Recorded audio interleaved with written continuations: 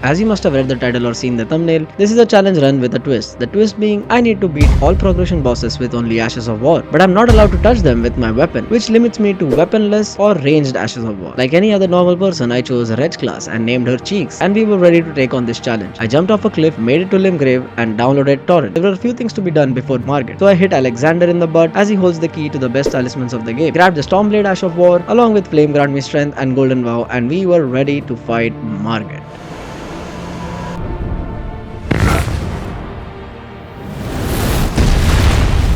This didn't go as planned. I thought I would actually do significantly more damage, but I had to deal with this stupid 201. At least the fight didn't last very long. Morgot is basically trash at this point anyways, doing the stupid moveset, except when he goes total crazy and starts spinning like a monkey on the internet. That shit is scary. Absolutely scary. But nonetheless, I got him, and with that, our first boss was done. Come on, be a good cat. There we go. We won it! That was easy. After Morgot was down, I went back to my Excel to figure out which weapon or Ash of War I need to use. Yeah, I am that nerd. Sometimes. Now it was time for Mr. Grafted. I chose Reduvia as my next weapon cause of the Blood/Ash of War, which is absolutely overpowered. This was the easiest fight I ever had, the funny part being how ridiculously strong Reduvia is. The bleed proc on the weapon is insane, making Godric bleed within 3 to 4 hits of the Ash of War. If you are a Reduvia enjoyer, you have my respect. I never knew how strong this dagger actually was, but the range is definitely a drawback if you are doing a challenge run like me. If not, you gotta try this for yourself. You're dead. Before I moved on to the Red Wolf of Radon, I thought it would be a good time to slay some trees for their balls. I mean crystal tears. Finally, someone had to put this doggo to sleep by burning its ass off.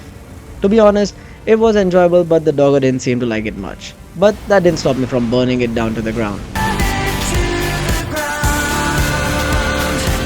This was a short fight and I learned an important lesson. Dogs are scared of fire-breathing humans.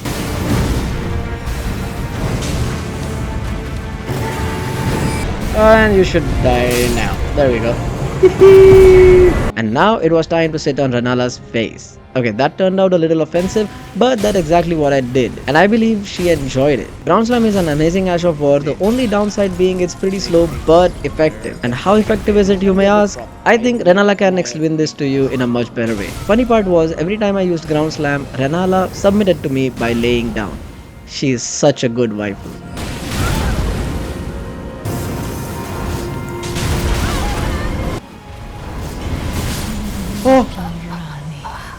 Oh no, no! What the fuck did I kill her?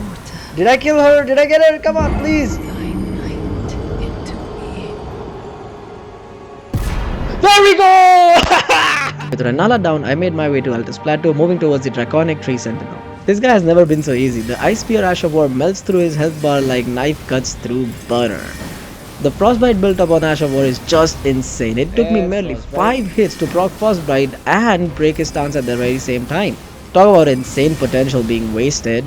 I was amazed at the fact that I personally have never seen any YouTuber actually use this Ash of War against any boss, but I believe it's their loss. I got my fair share and I was happy as I could be. That was our time.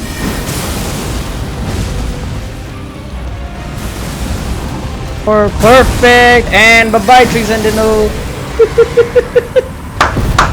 That was so easy. Holy fuck, I have never killed this guy that easily, man. That was so easy. Oh my god. Defeating the Tree Sentinel meant I got access to the capital, and let there be some random drum roll before the cinematic shot of the capital.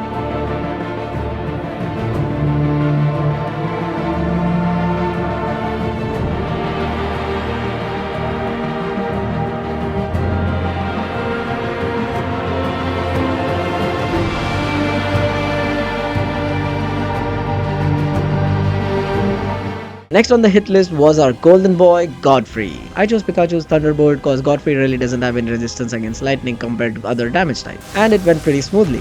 Just maintaining your space and casting Thunderbolt like it's the only button on your controller.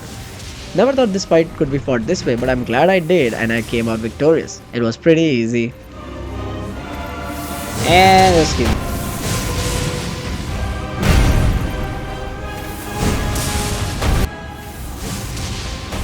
Alright, bye bye Godfrey. Oh, no, not yet. Okay, now bye. There we go. This guy needed me to take care of a few things before I actually destroyed him to pieces, one being acquiring the Moon Veil and using its magic power to bring Morgot to his knees. Even though this was just a plus 6 Moon Veil, it did pretty good damage, considering I didn't even have a magic Scorpion Talisman on me.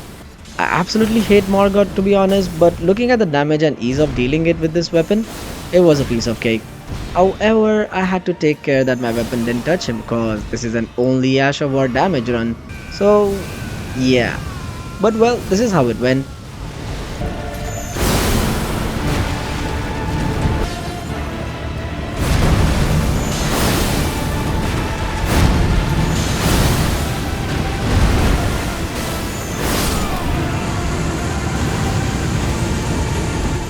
I decided to take a different path and went to fight Loretta, the wannabe magic ghost.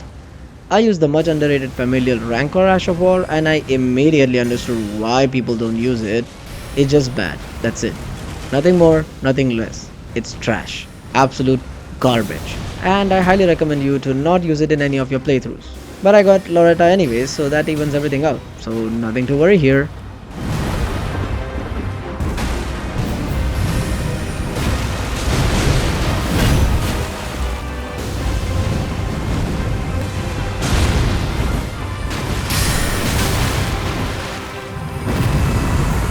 So let mercy come and wash away what I've done.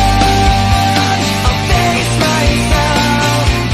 I hope you like the edit, cause it was time for my boy Radon. One of my favorite bosses of all time, love his moveset, love his weapons and love his scythe. I use the Blade of Death cause it drains HP over time and allowed me to jump up like a maniac and have the most badass battle of my playthrough.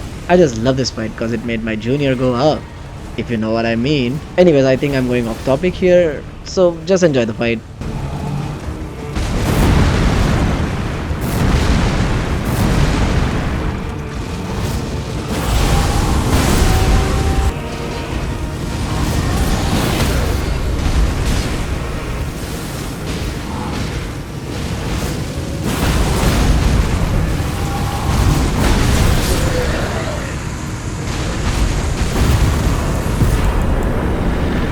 I just hate this boss. I know, first I say how much I love Radon's size, but Fire Giant is just too big for me. Hitting him on the leg, then landing a hit on his hand, I just couldn't take it. But Ancient Lightning Spear came in handy, like no other weapon did. It was an absolute beast of an Ash of War, and I see why people use it so much in PvP as well. The insane range and the damage are just top notch on this thing, and it's just so cool. You can never go wrong with this one.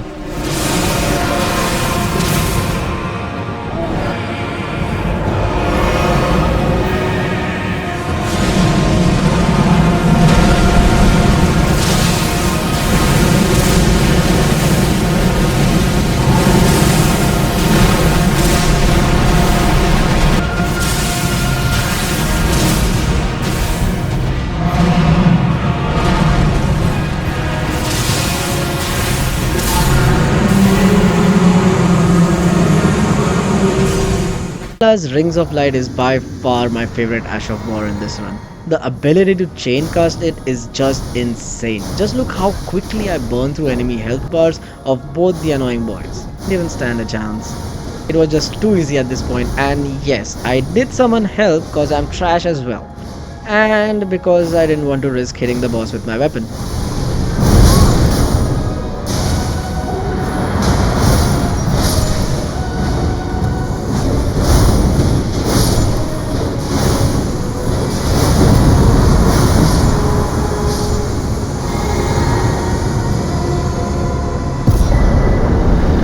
I actually wanted to take on Malekith, but I realized the best weapon to do so is Blasphemous Blade, which you get after defeating Rykard, so Rykard it is. I use the Great Serpent Hunter cause it's the only time you get to be a total boss and slam the shit out of your opponent using a giant blade made out of pure wrath. This was nothing but a battle to break the poise of your opponent, and I believe I did a better job than Rykard. Well, this is how it went.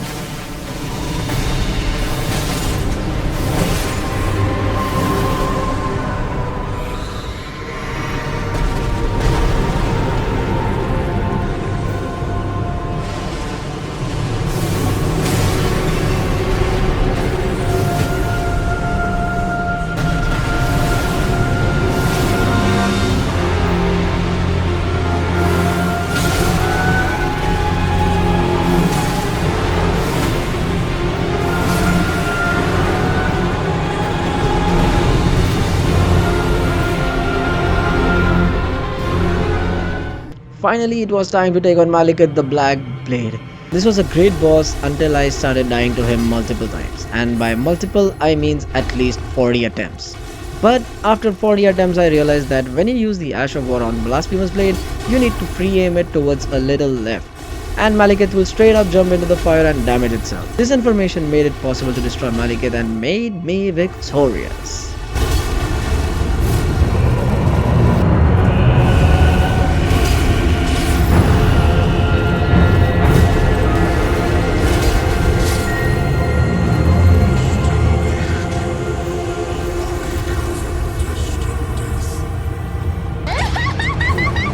Finally, it was time to actually bully a boss. I chose Lifesteal Fists cause it's not widely known or used cause it's just bad, but it worked wonders for me on my test subject here.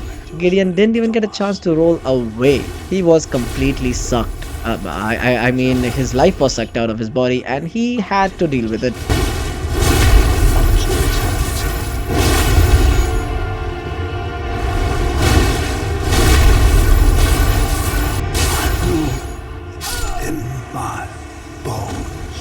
This was by far the hardest boss I faced during this challenge.